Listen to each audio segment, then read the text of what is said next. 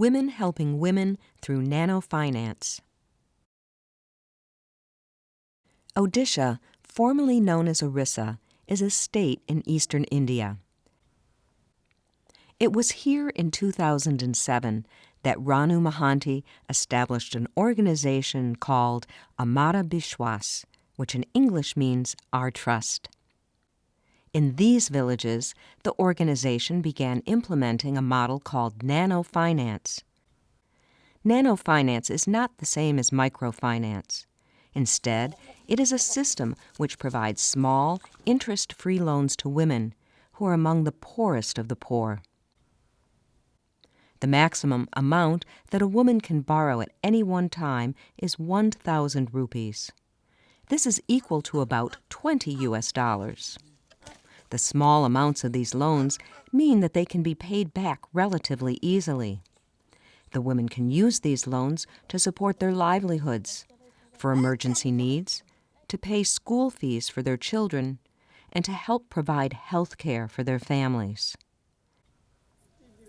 Here are a few examples of how Nano Finance has helped women and their communities.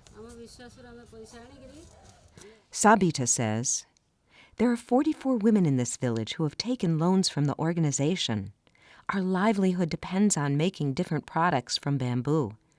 Previously, these women and their family members used to take high-interest loans from local moneylenders. They were losing most of the profits by paying back the interest. Now they take interest-free loans from Amara Bishwas and keep the profits for themselves. And each person in the family, including their husbands, is making at least 3,000 to 4,000 rupees per month."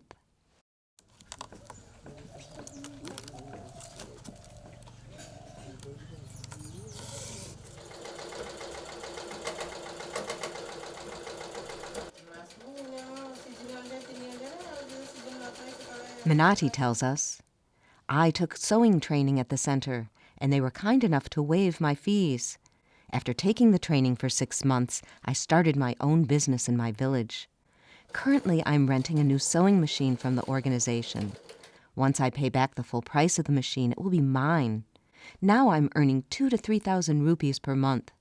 From the profits, I pay some amount every month towards the purchase of the machine.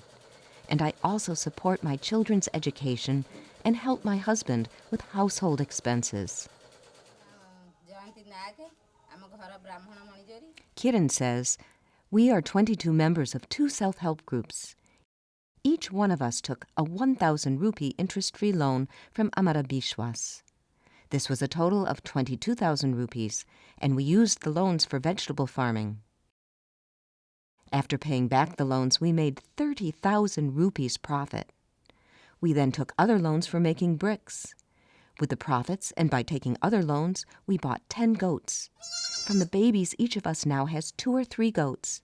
We have good profits. Not only do we get respect from other members of our families, but we also share in the financial responsibilities."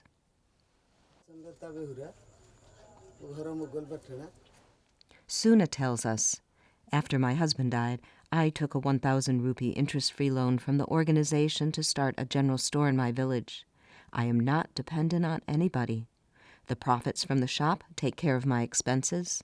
I am not a burden to my children. I took another 1,000 rupee loan in my daughter-in-law's name to expand the shop. I am paying back the loan slowly from the profits I make from the shop." Amara Bishwas also helps women with medical emergencies. Asha says, "As a result of my husband's accident, he lost one of his legs. 7 members of the family were depending on him. The organization has helped my family in time of emergency. 3 women members of our family each took a 1,000 rupee loan to start a general store. From the profits, I take care of the household expenses. If I can secure another loan, I can expand the shop." Some women use the interest-free loans to help with their children's education. Lalita says, "Due to my financial condition, I couldn't send my daughter to school. My daughter and I each took a 1,000 rupee interest-free loan, and I paid for her admission. Now my daughter is going to school due to the help of the organization. For us at Amara Bishwas, the thought of having a building of our own occurred when we were paying 2 monthly rents, one for a space where we could make sanitary napkins, and another for a very small room where we did sewing training.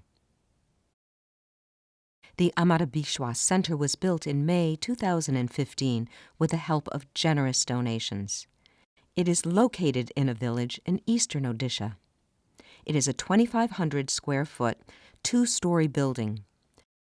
The first floor is used for training and production and houses the sanitary napkin unit.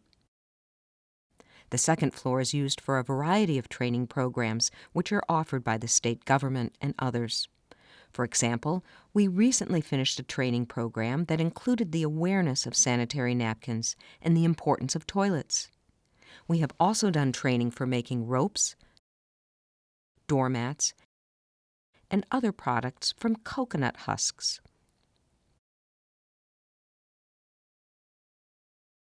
It has been encouraging to see that, in just a few years, many women have become aware of the importance of using disposable sanitary napkins. At the beginning, it was difficult and embarrassing for girls and women to discuss sanitary napkins and related health problems. But now they discuss it openly and give their opinions about how to make better quality napkins that can still be sold at an affordable price. This is a great advance for women's health. Women have often said that after using the disposable pads, many of their regular health problems do not reoccur. Also, once they use the pads, they don't want to go back to their traditional, unhygienic practices. The organization does not intend to make this project a business venture. The main purpose is to provide the pads at an affordable price so that girls and women can afford to buy them without struggling and stressing their monthly budgets. In addition, this unit provides jobs to some girls and women and helps them to earn a livelihood by selling the pads. In addition to the training and sanitary napkin units, the building houses a unit for making women's clothing. The sale of these garments helps to pay the electricity bills and to otherwise maintain the building. The building is not needed, however, for the Nano Finance project. Meetings for the collection and dispersal of loans are held in 100 different villages, in neutral locations such as schools, temples, or even under shady trees. The Nano Finance system does not make the women rich, but it does provide them with the tools for taking care of the basic needs of their families. Since the women have started earning money and bringing it into the family, they have gained the respect of their husbands and other family members. This is really women empowerment.